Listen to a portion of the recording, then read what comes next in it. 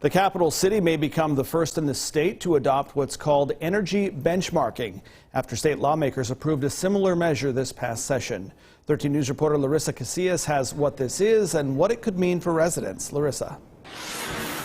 Well, to put this into perspective, the City of Charleston currently spends $1.7 million each year powering all city-owned buildings. By implementing this energy benchmarking, the city will have to hit certain energy reduction goals within a certain time frame, which will save city taxpayers money.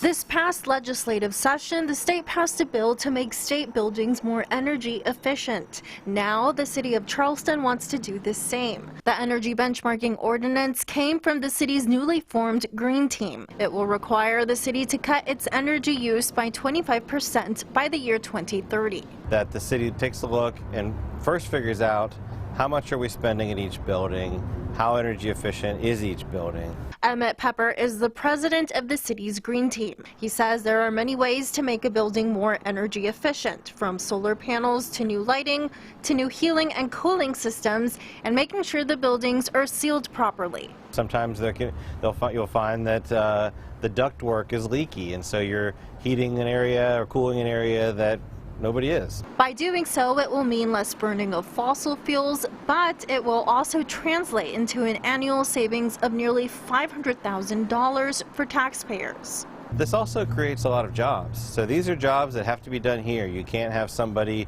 in some other country improving the windows and sealing the buildings here at City Hall.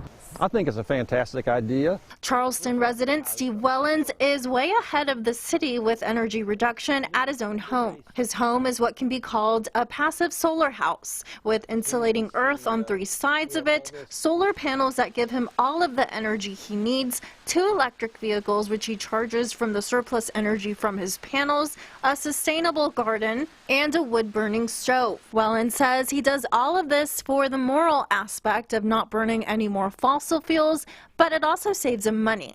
I think that they will be able to save a lot more than their goal of 20 or 30% by 2030. I mean, if all our city buildings had solar panels on the roof, for example, they'd probably generate all the electricity that they would use in those buildings.